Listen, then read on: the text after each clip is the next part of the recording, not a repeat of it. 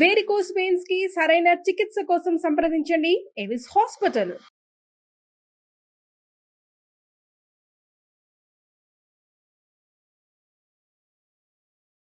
లేదు మేడం, మా ఆయన జైలుకు వెళ్ళాడు మేడం. జైల్లో ఉన్నాడా? ఏం చేయాలి మేడం, ఎక్కడికి వెళ్ళాలో తెలియదు. యాక్సిడెంట్ లో ఏమైంది? అవతల వాళ్ళకి ఏమన్నా దెబ్బలు తగిలినాయా? చనిపోయాడు మేడం. 3 నెలలు అవుతుంది మేడం, ఇంకా రాలేదు.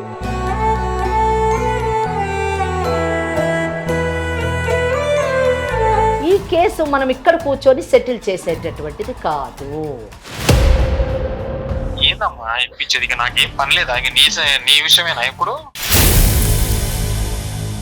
సార్ మీరు అలా అనొద్దు సార్, మీరే కదా సార్ పంపించారు, తీసుకొస్తానని చెప్పారు కదా సార్.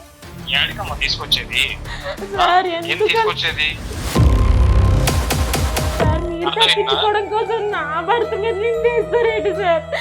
మీరు కరెక్ట్ కాదు సార్, నా భర్త నేర్పించండి సార్.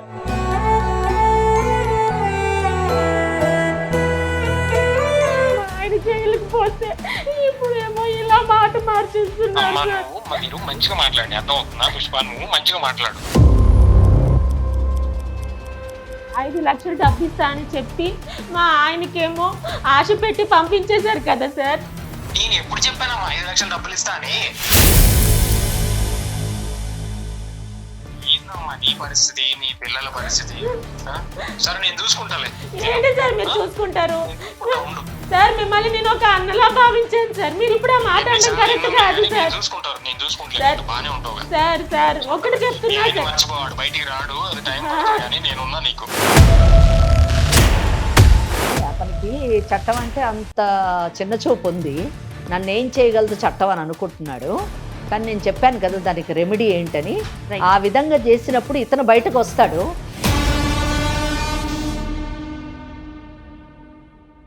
IVF చికిత్సలో 25% భారీ discount. Andro max advanced male infertility centre. Pettineni సమర్పించు లీగల్ అడ్వైస్ కార్యక్రమానికి స్వాగతం. నాతో పాటు అడ్వకేట్ వెంకటేశ్వరి గారు ఉన్నారు.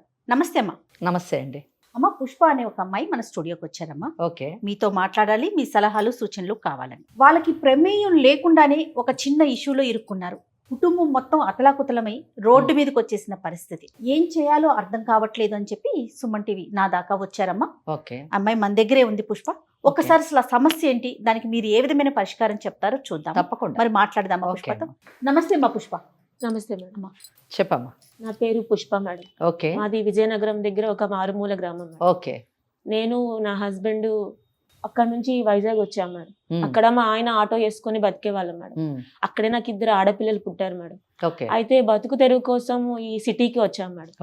వచ్చిన తర్వాత సుబ్రహ్మణ్యం సార్ అని ఒక బిజినెస్ ఆయన దగ్గర మా ఆయన ఆటో మానేసి కారు డ్రైవర్ గా చేరాడు మేడం. ఓకే, బాగానే చూసుకున్నాడు మేడం. మరి అన్ని బాగానే ఉన్నాయిగా. మీ ఆయన ఏమన్నా మిమ్మల్ని ఇబ్బంది పెడుతున్నాడా? లేదు మేడం, మా ఆయన జైలుకు వెళ్ళాడు మేడం. జైల్లో ఉన్నాడా? ఎందుకు? ఆయన ఏదో యాక్సిడెంట్ చేశాడు మేడం. ఎవరు? మీ ఆయన? కాదు మేడం, ఓనర్ మేడం. ఓకే, అవును, ఓనర్ చేసి ఓనర్ జైల్లో ఉండాలిగా మేడం. ఆయన మాకు చాలా హెల్ప్ చేశాడు మేడం. ఆ హెల్ప్ చేసిన దీంతో ఆయన ఒక రోజు మా ఆయనకి నేను ఇలా యాక్సిడెంట్ చేశాను, సో నా తరపున నువ్వు జైలుకి వెళ్ళు, నేను ఒక కొద్ది రోజుల్లో నీకు ఇడిపిస్తాను, నీకు ఒక 5 లక్షల రూపాయలు ఇస్తాను, నీ బిడ్డల్ని చూసుకుంటాను, చదివిస్తాను, మీకు ఒక భరోసాగా ఉంటాను అని చెప్పాడు మేడం. అయ్యో, ఇదేంటమ్మా? అది మా ఆయనకి ఆశ పుట్టింది మేడం. ఎందుకంటే 5 లక్షలు. అవును మేడం. పరిస్థితి బాగాలేదు, బతుకు తెరువు కోసం సిటీకి వచ్చాం మేడం. మాకు ఎవరు లేరు, నాకు అమ్మా నాన్న లేరు మేడం.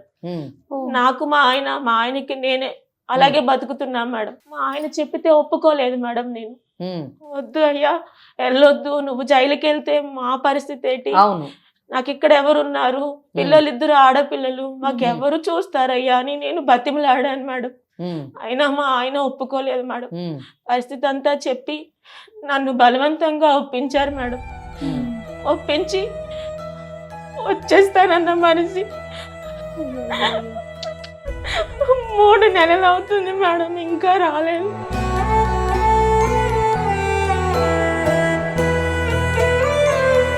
మరి అతని దగ్గరికి వెళ్ళావమ్మా? ఓనర్ తో నువ్వేమన్నా మాట్లాడావా? మేడం వెళ్ళాను మేడం. వెళ్తే లోపలికి పిలిచేవాడు. నేను తీసుకొస్తాను పుష్ప, నువ్వు వెళ్ళిపో అని మాటికి అలాగే చెప్పి పంపించేసేవాడు మేడం. అలా మళ్ళీ రెండోసారి కూడా వెళ్ళాను మేడం. వెళ్తే నీకెందుకు, నేను పంపిస్తా అన్నాను కదా, నేను ఇడిపిస్తాను, నువ్వు వెళ్ళిపో అని చెప్పాడు మేడం. ఏం చేయాలి మేడం, ఎక్కడికి వెళ్ళాలో తెలియదు. యాక్సిడెంట్ లో ఏమైంది? అవతల వాళ్ళకి ఏమన్నా దెబ్బలు తగిలినాయా? చనిపోయాడు మేడం. మీకేం కావాలమ్మా మరి ఇప్పుడు? మేడం నాకు డబ్బులు వద్దు మేడం, నాకు మా ఆయన కావాలి మేడం. నా ఇద్దరు పిల్లలు తండ్రి కోసం ఏడుస్తున్నారు మేడం. అంతే కదా మరి. ఎక్కడికి వెళ్ళాలో తెలియదు మేడం. 2-3 రోజులుగా సుమన్ టీవీని ఆశ్రయిస్తున్నాను మేడం. నాకు ఈ రోజుకి నాకు అవకాశం దొక్కింది మేడం. నా బాధ చెప్పుకోవడానికి నాకు న్యాయం కావాలి మేడం. మీరే ఏదైనా దారి చూపించాలి మేడం. ఇంకా ఈ రోజుల్లో కూడా ఇంత అమాయకంగా ఉన్నారా? నాకు అర్థం కావట్లేదు. ఇప్పుడు అమాయకత్వం ఏముంది? 5 లక్షల గురించి ఆశపడ్డాడు. నాకు అమాయకత్వం అనిపించట్లేదు.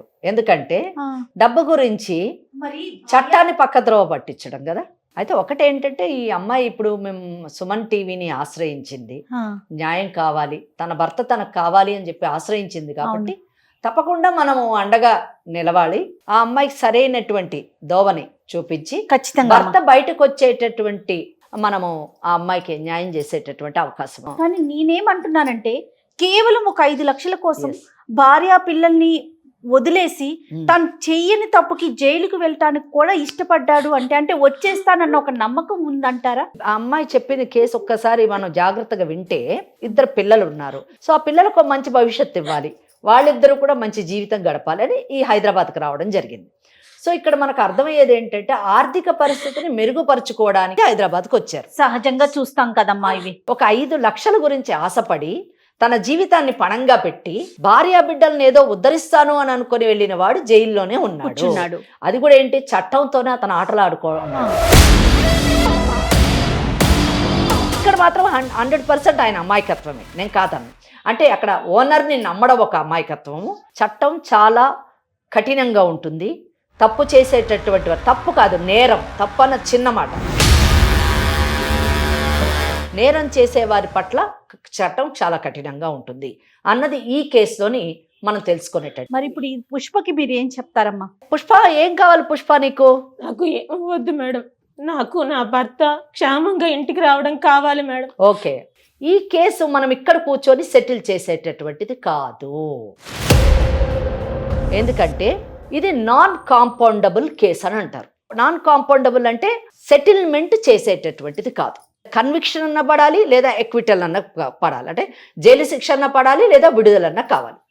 ఇక్కడ ఈయన చేసినటువంటి అంటే ఫ్యాక్ట్స్ తీసుకుంటే, వాళ్ళ ఓనరు యాక్సిడెంట్ చేశారు. సో ఈయన బయట పడాలి అంటే ఇతని దగ్గర ఏమైనా సాక్ష్యాధారాలు ఉన్నాయా? ఇండియన్ ఎవిడెన్స్ యాక్ట్ లోని ఓరల్ గా అంటే ఎవరన్నా సాక్షులు ఉండి చెబుతారా, లేదా డాక్యుమెంటరీ ఎవిడెన్స్ ఏదన్నా రాతపూర్వకంగా కానివ్వండి, ఫోన్ కాన్వర్జేషన్ కానివ్వండి, సీడీలు కానివ్వండి, వీడియోలు కానివ్వండి, ఏమన్నా ఉన్నాయా? అవి కానీ ఉంటే ఇతను ఎలా బయటపడచ్చు అన్నది నేను నెక్స్ట్ చెప్తాను. ఉన్నాయి మేడం. ఏముంది? ఆయన ఫోన్లో మాట్లాడినప్పుడు ఫస్ట్ మా ఆయన మామూలుగా మాట్లాడాడు మేడం. రెండోసారి ఆయన మాటల్లో కొంచెం తేడా అనిపించి నేను చెప్పిన తర్వాత రికార్డ్ చేశారు మేడం. రికార్డ్ చేశారు, మెసేజ్లు ఉన్నాయి మేడం. తర్వాత సీన్ అన్న అని ఒక అన్న కూడా ఉన్నాడు మేడం పక్కన, మధ్యలో అతను కూడా ఉన్నారు మేడం. మీకు సాక్ష్యం కావాలంటే నేను ఆయన్ని కూడా పిలిపిస్తాను మేడం. ఈ 2 ఉన్నాయి మేడం. ఎలా మేడం, నా భర్త నాకు కావాలి మేడం. నువ్వేం భయపడొద్దమ్మా, నీ భర్త తిరిగి వస్తాడు. ఎవ్వరు సెటిల్మెంట్ చేయక్కర్లేదు, నీకు చట్టమే నిన్ను కాపాడుతుంది. ఒకసారి ఆ రికార్డు వినిపించుమా? Hello sir. సాగర్ ఎక్కడున్నావు? ఇంట్లో ఉన్నాను సార్. ఏం బయలుదేరలేదా? రావట్లే? అదే సార్ మాట్లాడుతున్నా సార్, భార్య ఒప్పుకోట్లేదు సార్. అదేంది సాగర్, ఎందుకు టెన్షన్ పడుతున్నా? నేనున్నా కదరా నీకు. ఎందుకు, ఏంది సమస్య చెప్పు. నేనున్నా, నీకు డబ్బులు ఇస్తా అన్న, 5 లక్షలు ఇస్తా, నీ ఫ్యామిలీని సెటిల్ చేస్తా, పిల్లల్ని ఇప్పుడు గవర్నమెంట్ స్కూల్లో ఉన్నారు తీసుకెళ్లి మంచి కాన్వెంట్ బడిలో వేస్తా. ఇంకేంది నీ టెన్షన్ ఏంది? ఎందుకు భయపడుతున్నావు? అదే సార్ ఒప్పుకోవట్లేదు. మా పిల్లలు ఉన్నారు కదా సార్, చిన్న చిన్న పిల్లలు. పిల్లల్ని అరే బాబు సాగరు నేను సెటిల్ చేస్తా, నేను చూసుకుంటా, ఎందుకు భయపడుతున్నావు నువ్వు? అట్లా అట్లా లోపల పోతే ఇట్లా బయటకు వస్తావు అంతే, ఏం లేదు. నేను బెయిల్ ఫార్మాలిటీస్ నేను చూసుకుంటా, నేను బయటికి తీసుకొస్తా. నువ్వు ఎట్లా ఎట్లా సాగర్ మాట్లాడు, ఎందుకు రా నువ్వు బయలుదేరు, నేను చూసుకుంటా కదా, నీకెందుకు? నేను బయటికి తెచ్చే బాధ్యత నాది. ఏంటి సార్ మీరేమో యాక్సిడెంట్ మీరు చేశారు, నాకేం పరిచయం అవుతుంది కదా సార్. ఇప్పుడు నేను నాకు అరే బాబు అదంతగా నేను చూసుకుంటా అంటున్నా కదా, నేను సెటిల్ చేస్తా అంటున్నా కదా నేను. ఇప్పుడు నేను ఉంటేనే కదా నీకైనా ఇప్పుడు నీకు నీకు జీతం ఇస్తున్నా, నేను చూసుకుంటున్నా. నీ పిల్లలకు కూడా మంచి భవిష్యత్తు ఉంటుందబ్బా, మంచి స్కూల్లో చేర్పిస్తా నేను, నీ లైఫ్ మారిపోద్ది కదా. ఇప్పుడు నేను ఉంటే నిన్ను సెటిల్ చేస్తా అంటున్నా నేను. నువ్వు జైలుకు పోయినట్టు కాదు, అట్లా పోతావు ఇట్లా వస్తావు అంతే. నా దగ్గర మంచి మంచి లాయర్లు ఉన్నారు, మన మంచి సర్కిల్ ఉంది, మనం చెప్తే మన పని నడుస్తుంది, మన ఏడకపోయినా. నన్ను నమ్మబ్బా నువ్వు గుడ్డిగా నమ్మి వచ్చే నన్ను. ఇప్పుడు 2 సంవత్సరాలు 3 సంవత్సరాల నుంచి నా దగ్గర పని చేస్తున్నావు కదా, నేను ఎలాంటి వాడినో తెలుసు కదా నీకు. ఇంకేంది, నన్ను గుడ్డిగా నమ్మి వచ్చే అబ్బా, నేను చూసుకుంటా నిన్ను. సరేనా? సరే బయలుదేరు సాగర్, ఏంటి ఆలోచించక ఇంట్లో డిస్కషన్ పెట్టకు, వచ్చేయి. ఓకే ఉంటా. సరే సరే. ఎంత బాగా నమ్మబలుగుతున్నాడు. నేనున్నాను, నేను చూసుకుంటున్నానని చెప్తున్నాడు అతను. మోసపోవడం తప్పు కాదు, మోసం చేయడం తప్పు. సమాజంలోని 100% మోసగాళ్లే ఉంటారు. సో మోసగాళ్ళు చేసేటటువంటి మోసాలకి ప్రలోభాలకి లొంగిపోయి మోసపోవడం అన్నది మన తప్పు. కనుక మనం జాగ్రత్తగా ఉండాలి అన్నది ఈ కేసు ఒక మంచి ఉదాహరణ. మరి ఇప్పుడు ఏం చేద్దామమ్మా? పుష్పకి మీరు ఏం చెప్తారు? ఓకే, చాలా అంటే నేను విన్నాను కదా, ఈ సాక్ష్యం నిజానికి చాలా ఉపయోగపడుతుంది ఇతను బయటపడడానికి. అయితే ఒక్కటి ఏంటంటే, ఈ సాక్ష్యాన్ని కోర్టులోని పెట్టాలన్నా కానివ్వండి, దానికి మళ్ళీ 65B అనేటటువంటి ఒక పెటిషన్ వేసి ఇండియన్ ఎవిడెన్స్ యాక్ట్ ప్రకారం పెట్టాల్సి వస్తుంది. అయితే ఇతను బయటపడడానికి ఏంటంటే, నేను తప్పు చేశాను, ఇది జరిగింది అంటే 191 కింద ఇతను ఫాల్స్ ఎవిడెన్స్ ఇచ్చాడు కదా, ఇండియన్ పీనల్ కోడ్. ఇప్పుడు మీరు ఇమీడియట్ గా క్రిమినల్ ప్రొసీజర్ కోడ్ కి షిఫ్ట్ అయిపోవాలి. షిఫ్ట్ అయిపోయి 306 section 306 of criminal procedure code కింద పెటిషన్ పెట్టుకోవాలి. ఏ కోర్టులో అయితే కేసు నడుస్తుందో, వింటున్నావమ్మా? ఏ కోర్టులో అయితే కేసు నడుస్తుందో, అంటే ఆ అమ్మాయి పెట్టుకోలేదు, ఒక అడ్వకేట్ ని పెట్టుకొని ఆ కన్సర్న్డ్ కోర్టులోని section 306 of criminal procedure code కింద ఒక అప్లికేషన్ పెట్టుకోవాలి. ఏమనంటే, నా వలన ఈ తప్పిదం జరిగింది, దానికి కావలసినటువంటి సాక్ష్యాలను నేను కోర్టులో ప్రొడ్యూస్ చేస్తున్నాను, కనుక మీరు దీన్ని పార్డన్ చెయ్యండి అనేటటువంటి ఒక అప్లికేషన్ పెట్టుకుంటే కోర్టు తప్పకుండా పార్డన్ చేస్తుంది ఇతని యాక్ట్ని. అప్పుడు ఒక ఆర్డర్ పాస్ అవుతుంది. ఎందుకు పార్డన్ చేస్తున్నారు అనేటటువంటి కారణాలు చూపిస్తూ అప్పుడు వాళ్ళు పార్డన్ చేయడం జరుగుతుంది. అప్పుడు ఎఫ్ఐఆర్ని ఆల్టర్ చేస్తారు. ఆల్టర్ అంటే చేంజ్ చేస్తారు అనమాట. అంటే అందులో ఉన్నటువంటి అక్యూజ్ని తీయడమనో లేదా సెక్షన్స్ తీయడమనో ఇలా చేసి ఈ కేసు నుంచి బయటకు పంపించేటటువంటి అవకాశం ఒకటి ఉంది. ఇంకోటి రెండోది, కావాలంటే హైకోర్టులోని కూడా సెక్షన్ 482 కింద క్వాష్ పిటిషన్ కూడా వేసుకోవచ్చు. లేటెస్ట్ డెవలప్మెంట్తోని ఇది ఉన్నది, ఇట్లా జరిగింది యాక్చువల్గా అని చెప్పేసి 482 కూడా వేసుకునేటటువంటి అవకాశం ఉంది. క్వాష్ పిటిషన్ కూడా అతని మీద ఆల్టర్ అయినప్పుడు అతని మీద ఇవన్నీ పడి అతను కేసు కంటెస్ట్ చేస్తే ఒకవేళ మనం చెప్పలేము, కన్విక్షన్ అన్న పడచ్చు, ఎక్విటల్ అన్నకు పడచ్చు. అంటే ర్యాష్ అండ్ నెగ్లిజెంట్ డ్రైవింగ్ కాదు అని ఆయన ప్రూవ్ చేసుకున్నాడు అనుకోండి, అతనే వచ్చి పడ్డాడు లేదా తాగి వచ్చి పడ్డాడు అని కూడా చెప్తుంటారు. ఇతను తాగి డ్రైవ్ చేస్తున్నాడు కాదు, ఆ పడ్డవాడే తాగి వచ్చి పడ్డాడు అనేటటువంటి కేసు టర్న్ అయింది అనుకోండి, ఈ విల్ బి క్లీన్, ఎక్విటల్ వెళ్ళిపోతాడు. చాలా జాగ్రత్తగా ఈ కేసు చేయవలసి ఉంటుంది. ఎందుకంటే పెట్టినటువంటి సాక్ష్యాల్లో ఓరల్ ఎవిడెన్స్ ఏం ప్రాబ్లం లేదు. అతను వస్తాడు, విట్నెస్ బాక్స్ లోకి ఎంటర్ అయి చెప్తాడు. As for as this telephone conversation is concern, అతను వచ్చి అసలు నా వాయిసే కాదు అని అనకపోవచ్చు, మళ్ళీ వాయిస్ కల్చర్కి పంపించాల్సి ఉంటుంది. లేదా అది ఎందులోంచి ఆ వాయిస్ ఏ ఫోన్లోంచి ఏ ఫోన్లోకి వచ్చింది అని ఈ డీటెయిల్స్ అన్ని చెప్తూ కూడా 65B పెటిషన్ వేయాల్సి ఉంటుంది. సర్టిఫికెట్ కూడా ఇవ్వాల్సి ఉంటుంది. IVF చికిత్సలో 25% భారీ discount. Andro max advanced male infertility centre. మరి అసలు ఒక్కసారి ఓనర్ తో మనం ఏమైనా మాట్లాడొచ్చా? తన కన్వర్జేషన్ ఎలా ఉంది అనేది తెలుసుకోవచ్చు. మాట్లాడండి. దాంతోని మీకు నాకు ఆమెకు కూడా తెలుస్తుంది వెదర్ ఆమె చెప్పినటువంటి ఫ్యాక్ట్స్ కరెక్టా కాదా అని చెప్పేసి.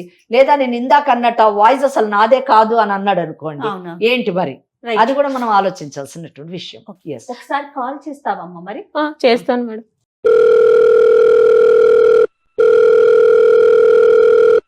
Hello hello sir. చెప్పమ్మా. సార్ నేను పుష్పాని సార్. చెప్పమ్మా, ఏంది ఫోన్ చేసినావు?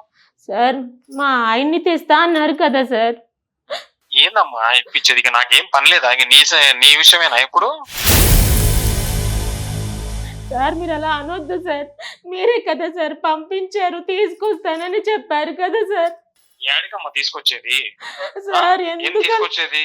సార్ వచ్చావు ఎందుకు చెప్పారు సరే అన్నాను. ఇంకా ఇదే పనా నాకు ఎన్ని పనులు ఉంటాయి? సార్ నీకు సేవ చేసుకుంటూ కూర్చోటమేనా?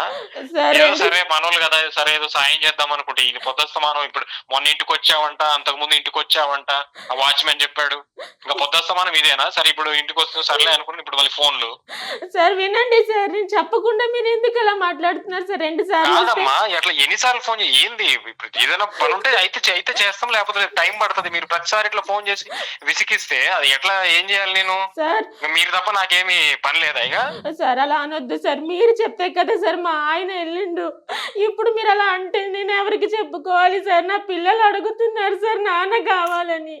మీరు 2 నెలలు అని చెప్పారు సార్, ఇప్పుడు 3 నెలలు అయిపోయింది సార్. ఇంటికి వస్తే పంపించేస్తున్నారు సార్. ఇది కరెక్ట్ కాదు సార్, మాకు న్యాయం చేయండి అమ్మా సార్. నువ్వు ఇక్కడ ఏడిస్తే ఏం కాదు, అర్థమవుతుందా? ఫస్ట్ ఆఫ్ ఆల్ మీ ఆయన తప్పు చేయకుండా ఉండాల్సింది. తాగాడు, వెళ్ళి గుద్దాడు, అయింది, జైలుకి వెళ్ళాడు. దానికి ఎవరేం చేస్తాడు? నేనేం చెప్పాను సార్? మన దగ్గర డ్రైవర్ గా పనిచేస్తాడు కాబట్టి నా వంతుగా నేనేదో సాయం చేద్దాము, విడిపిద్దాము అనే ఉద్దేశంతో ఒక మాట చెప్పినందుకు ఇట్లా తగులుకున్నావేంది నువ్వు నన్ను? నా చేతులు ఇప్పుడు మీ ఆయన చేసిన పని వల్ల నా కారు ఇరుక్కుంది, నాది ఇంకా స్టేషన్ లోనే ఉంది, నాది రాలేదు. మీరు చేసిన తప్పుకు నేను సఫర్ అవుతున్నా కదా ఇప్పుడు. సార్ నా మొగుడు తాగడు సార్, తనకి తాగడు అలవాటే లేదు సార్. మీరు కొత్తగా హలో హలో హలో చెప్తున్నారు అందరు మొగుళ్ళు ఇంటికాడ అట్లే ఉంటారు, కానీ ఒకసారి గేట్ దాటి బయటకు వస్తే మీ ఆయన ఏం చేస్తాడో నీకు తెలుసా? నాకు తెలుసు మీ ఆయన తాగుతాడు. సార్. కాకుండా ఇంకా చాలా అలవాట్లు ఉన్నాయి నీ మొగుడికి. ఎందుకు అవన్నీ చెప్పుకుంటే బాగుంటది ఇంకా. సార్ మా ఆయనతో నేను 10 సంవత్సరాలుగా కాపురం చేస్తున్నాను, ఏ రోజు తాగలేదు సార్. ఇప్పుడు మీరు ఇంట్లో కొత్తగా ఉన్న మగాడు బయట ఉన్న మగాడు ఒకటి కాదులేమ్మ. గానీ నేను 2-3 సార్లు మీ ఆయన తోటి నేను బయట ట్రిప్ కి వెళ్ళినప్పుడు, ఇంకో చోటకి వెళ్ళినప్పుడు మీ ఆయన డ్రైవింగ్ చేస్తుంటే మాట్లాడుతుంటే మందు వాసన నాకు 4-5 సార్లు వచ్చింది. తాగి 2 సార్లు తోలాడు. నేను తిట్టాను కూడా మీ ఆయన్ని. సార్ మీరు తప్పించుకోవడం కోసం నా భర్త మీద నిందేస్తారేంటి సార్? మీరు ఇది కరెక్ట్ కాదు సార్. నా భర్త నేర్పించండి సార్. ఏందమ్మా ఇడిపించేది? తప్పు చేసాడు పోయాడు, నేను నా వంతుగా చెప్తాను. అది అయితే అయింది, లేకపోతే మీరేదో ఇప్పుడు రుబాబు లెక్క చేయటము, ఉద్దస్తమానం ఇంటికి రావటము, ఇన్నిసార్లు ఫోన్ చేయటము, ఇట్లా చేస్తే అసలు చేసేది కూడా చేయండి. నాకు అసలు ఏం అవసరం నీకు చేయడానికి? అసలు ఏదో నా దగ్గర డ్రైవర్ గా పెట్టుకున్నాను, 2 సంవత్సరాలు చేస్తున్నారు, సపోర్ట్ చేసిన అంతవరకే. నా చేతిలో ఉంటే చేస్తలేదు. పొద్దుస్తమానం ఏదో నేనేదో మీకు అప్పులోళ్ళగా ఏదో బాకీ ఉన్నట్టు అన్నిసార్లు ఫోన్ చేస్తే అయితే చేస్తాను, లేకపోతే లేదమ్మా. మీరు అట్లా అనొద్దు. చూడమ్మా ఇప్పుడు నేను మీకు చేయాల్సిన దానికంటే చాలా ఎక్కువ చేశాను. 20,000 జీతం ఇస్తాను. ఇవాళ రేపట్లో ఎవరు ఇస్తారమ్మా డ్రైవర్లకి? 15,000 నెలంతా కొట్టుకుంటే 15,000 కంటే ఎక్కువ జీతం. 20,000 ఇచ్చాను, 20,000 ఇస్తున్నాను. ఇస్తున్నా లేదా? సార్ అది మేము పని చేస్తున్నాం కాబట్టి ఇచ్చారు సార్. అవునమ్మా ఇచ్చినాను, అంతవరకే. ఇంక అప్పుడప్పుడు అయ్యి చిన్న చిన్న అడుగుతా ఉంటాడు. సార్ ఒక 100 కావాలి సార్, ఒక 200 కావాలి సార్, అర్జెంట్ సార్. నా అడిగడికి ఫ్రెండ్స్ పోయినప్పుడు చేస్తున్నాడు. నేను చేసిన కాడికి సపోర్ట్ చేసినాను. మొన్న ఏదో పిల్లోడికి ఏదో కావాలనుకుంటా, ఒంట్లో బాగాలేదు, ఏదో హాస్పిటల్ అంటే అది ఇచ్చాను. నేను చేసిన కాడికి సపోర్ట్ చేస్తాను కదమ్మా. సార్ మీరు అలా చేస్తున్నారని మీ మాట కాదనలేక మా ఆయన జైలుకు పోతే ఇప్పుడు ఏమో ఇలా మాట మార్చేస్తున్నారు అమ్మా సార్. మీరు మంచిగా మాట్లాడండి, అర్థం అవుతుందా పుష్ప? నువ్వు మంచిగా మాట్లాడు. మంచిగా మీ ఆయన జైలు మాట్లాడుతున్నారు పోయింది, మీ ఆయన తాగి చేసిన తప్పుకు ఆయన జైలు పోయినాడు, అర్థం అవుతుందా? ఏదో నా కోసం ఏదో ఆయన ఏదో చారిటీగా చేస్తే నా కోసం పోయినట్టు మాట. తాగాడు, గుద్దాడు, పోయాడు. సార్, నా దగ్గర సార్. పని చేశాడు కాబట్టి నేను బాధ్యతగా బయటికి తెప్పిద్దాం అనుకున్నా, నేను అంతవరకే. అంతేగాని నువ్వు ఏదో డిమాండ్ చేసి మాట్లాడితే డిమాండ్ ఏంటి సార్? డిమాండ్ ఏంటి సార్? మీరు చేసిన పనికి నా మొగుడు జైలుకి వెళ్ళాడు సార్. నేనేం చేశా? ఆగు పుష్ప ఆగు. నేనేం చేశా? సార్ నేను మీరు చేసిన పనికి మీ ఆయన జైలుకి వెళ్ళటం ఏంటి? మీరు కదా సార్ యాక్సిడెంట్ చేశారు. ఏంది ఏంది మీరు ఏదమ్మా? కదా ఏంది సార్ ఏమన్నా? యాక్సిడెంట్ చేశారు. నేను చేశానా అవును యాక్సిడెంట్? సార్. ఎవరు చెప్పారు నేను చేశానని? సార్ ఏం నీ మొగుడు గుద్దితే నేను ఏడో బయట ఉన్న అప్పటికప్పుడు పోయి మాట్లాడి నేను బెయిల్ ట్రై చేస్తే రాలే, తీసుకెళ్లి లోపలేసారు. నీ మొగుడు గుద్దితే కారు తాగి చచ్చాడు అక్కడ మనిషి, అర్థమవుతుందా? ఇప్పుడు నా నెత్తిన వేసుకున్న సమస్య నేను చేశానంట. మీలాంటి వాళ్ళు పని వాళ్ళు ఎక్కడ ఉంచాలో అక్కడే ఉంచాలి. లోపలికి రానిచ్చి మంచిగా చూసుకుంటే చూసుకో టైంకి జీతం ఇచ్చి ఇంకా మంచి చెడుకు ఇట్లాంటి వాటికి సహాయం చేస్తుంటే ఇక ఇట్లా నేను నెత్తిన కూర్చుంటారు. ఇప్పుడు నా బుర్ర తింటున్నారు. నువ్వు అసలు ఎందుకు చేస్తావు ఫోన్ నాకు ఊరికే? సార్ మీరు అలా అనొద్దు నాకు సార్. 100 పనులు ఉంటాయి. అగో అమ్మా అయినో నాకు 100 పనులు ఉంటాయి. నువ్వు ఒక్కదానివే కాదు, నాకు 100 పనులు ఉంటాయి. నాకు కంపెనీలు ఉన్నాయి, ఇంకోటి ఉంది, ఆఫీసులు ఉన్నాయి, మీటింగ్లు ఉంటాయి. నాకు బయటకు వెళ్ళేది ఉంటే 100 ఉంటుంది. నాకు ఫ్యామిలీ ఉంది. పొద్దుస్తమానం నువ్వు నీ మొగుడు ఇదేనా నాకు? ఇంకా సార్ నేను మాట్లాడనివ్వండి సార్. మీరే నన్ను మాట్లాడనివ్వట్లేదు. మీరు కావాలని తప్పించు ఉంచుకుంటున్నారు సార్. నా బిడ్డలు ఏడుస్తున్నారు సార్. మీరు డబ్బులు మా చూపించి మమ్మల్ని బాగా అన్యాయం చేశారు సార్. సార్ మాకు డబ్బులు వద్దు, ఏమొద్దు సార్. నా పిల్లలకి తండ్రి కావాలి, నాకు నా భర్త కావాలి సార్. ఇంతకన్నా నేను ఇంకేం మిమ్మల్ని కోరుకోను సార్. దూరంగా వెళ్ళిపోతాం సార్, ఎక్కడికో పోయి బతుకుతాం సార్. చూడమ్మా, మీకు పుణ్యం నా వంతు అయితే ఉంటుంది సార్. చేస్తా, లేకపోతే లేదు, అంతవరకే. మీరు నన్ను డిమాండ్ చేసి మాట్లాడటానికి లేదు పుష్ప, వింటున్నావా? డిమాండ్ చేసి మాట్లాడటానికి లేదు. మీకు మాకున్న సంబంధం డ్రైవర్ కి ఓనర్ కు ఉన్నది మాత్రమే. పని చేశాడు, యాక్సిడెంట్ చేసుకున్నాడు, గుద్దుకున్నాడు, లోపలికి పోయాడు, తాగి చేసిన తప్పుకి ఇబ్బంది పడుతున్నాడు. నా చేతిలో ఉన్న కాడికి నేను విడిపిస్తా అంతే. నువ్వు ఏదో హక్కు కింద, బాధ్యత కింద ఏదో వచ్చి పొద్దుస్తమానం ఇంటికి అడిగి రావడము, లేకపోతే ఇట్లా ఫోన్లు చేయడం అయితే పద్ధతి కాదు. 2-3 సార్లు చూస్తా, ఈసారి బ్లాక్ చేసి పడేస్తా. అర్థమవుతుందా? సార్ అలా చేస్తే మేము బతకాలి, చచ్చిపోవాలి సార్. మా పిల్లల ముఖం చూసి ఆలోచించండి సార్. మీరు అనవద్దు సార్, ఎలాగైనా నా భర్తను మాకు ఇప్పించండి సార్. మాకు డబ్బులు వద్దని మీకు చెప్తున్నా సార్. ఏం డబ్బులమ్మా? డబ్బులేంది? కొత్త డబ్బులు మాటలేంది? డబ్బులు ముచ్చటేంది? డబ్బులేంది? సార్ మీరు అనే కదా సార్ నా భర్తను పంపించేశారు. నేనేం డబ్బులన్నమ్మా? 5 లక్షలు డబ్బు ఇస్తా అని చెప్పి మా ఆయనకేమో ఆశ పెట్టి పంపించేశారు కదా సార్. నేను ఎప్పుడు చెప్పానమ్మా 5 లక్షలు డబ్బులు ఇస్తా అని? సార్ ఇప్పుడు నా పరిస్థితి, నా పిల్లల పరిస్థితి ఏంటి సార్? ఏందమ్మా నీ పరిస్థితి, నీ పిల్లల పరిస్థితి? సరే నేను చూసుకుంటాలే. ఏంటి సార్ మీరు చూసుకుంటారు? నేను చూసుకుంటా, ఉండు. సార్ మిమ్మల్ని నేను ఒక అన్నలా భావించాను సార్. మీరు ఇప్పుడు ఆ మాట అనడం కరెక్ట్ కాదు సార్. నేను చూసుకుంటాను, నేను చూసుకుంటా. బానే ఉంటావు సార్. సార్ ఒకటి చెప్తున్నా సార్. మర్చిపోవాడు, బయటికి రాడు, అది టైం పడుతుంది, కానీ నేనున్నా నీకు. సార్ అంత మాట అనొచ్చండి సార్. సార్ నా భర్తను ఎలా తెచ్చుకోవాలి నాకు తెలుసు సార్. నా దగ్గర అన్ని ఆధారాలు ఉన్నాయి సార్. ఏం ఆధారాలు ఉన్నాయి సార్, ఆధారాలు ఉన్నాయి సార్. ఇప్పుడు నాతో అడ్జస్ట్ అవ్వు. ఆయన వస్తాడో రాడో నాకు తెలీదు సార్ నా దగ్గర ఆధారాలు ఉన్నాయి సార్. మీరు అన్న మాట నీ దగ్గర ఏమున్నాయి ఆధారాలు? ఉన్నాయి సార్. ఆధారం ఉంటే ఏం చేస్తావు? సార్. ఏం చేసుకుంటావు చేసుకోపో, నేను కూడా చేస్తాను. ఏం చేసి ఏం తమాషాలు ఉందా? సార్. ఆధారం ఉన్నాయంటే ఫోన్లే పాపం ఏదో సాయం చేస్తామని నేను అనుకుంటే ఆధారాలు ఉన్నాయి. నన్నే బ్లాక్మెయిల్ చేస్తున్నాను. ఏం చేసుకుంటావు చేసుకోపో, తమాషగా ఉందా? సార్ అసలు నీ ఫోన్ ఎత్తడం నేను చేసిన తప్పు. ఫస్ట్ చెప్పాడే మనోళ్ళు. ఇది మేడం పరిస్థితి. ఇప్పుడు నాకు ఏంటి మేడం ఆహా, ఇది మేడం పరిస్థితి కాదు, ఇది పరిస్థితి అని నీకు ఇప్పుడు అర్థమైంది. ఒక దెబ్బకు రెండు పిట్టలు. అంటే ఆయన జైలుకి పంపించేసేయాలి, ఈమెని అడ్జస్ట్ అయిపోతున్నాడు, నాతో అడ్జస్ట్ అయిపోయాడు. చూడండి అమ్మా, అతను సో ఈమెని వశపరుచుకుంటాడు, ఈ సిచ్యువేషన్ యూజ్ చేసుకుంటాడు.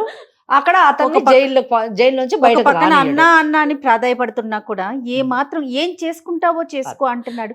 అంటే ఎంత తేలికైపోయిందమ్మా మనుషులకి. అతను ఎలా వస్తాడు, ఇతనేమో అవును నీ ఇష్టం, ఏం చేసుకుంటావో చేసుకో అని చెప్తా ఉన్నాడు. అదే అతనికి చట్టం అంటే అంత చిన్న చూపు ఉంది.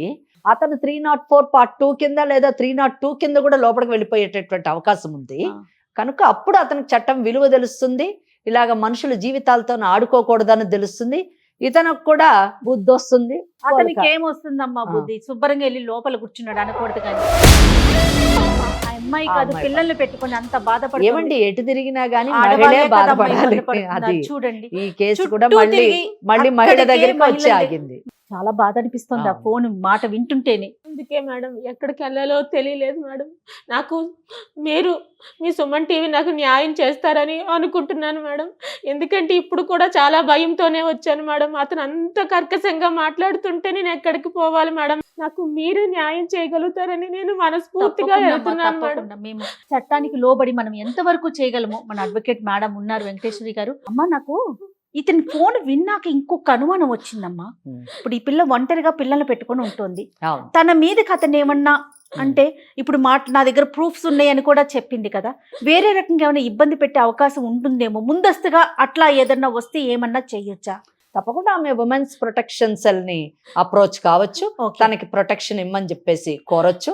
అలాగే కోర్టులో కూడా ఆమె ప్రొటెక్షన్ కి కోరేటటువంటి అవకాశం ఉంది. దాన్ని ఎలా ఫాలో అవ్వాలి, ఏం చేయాలనేది మనం ఈ ఎపిసోడ్ అయిపోయినాక ఒక్కసారి గైడ్ చేయండి. తప్పకుండా ఏ మాత్రం అవకాశం ఉన్నా మనం తప్పకుండా ఆమెకి అన్ని విధాల చట్టపరమైనటువంటి సహకారాన్ని అందించి ఆమె భర్తను బయటకు తీసుకురావడానికి, ఆమెకి కావలసినటువంటి రక్షణ కలిగించడానికి మన వంతు ప్రయత్నం మనం తప్పకుండా చేద్దాం. ధైర్యంగా ఉండమ్మా, ఓకేనా?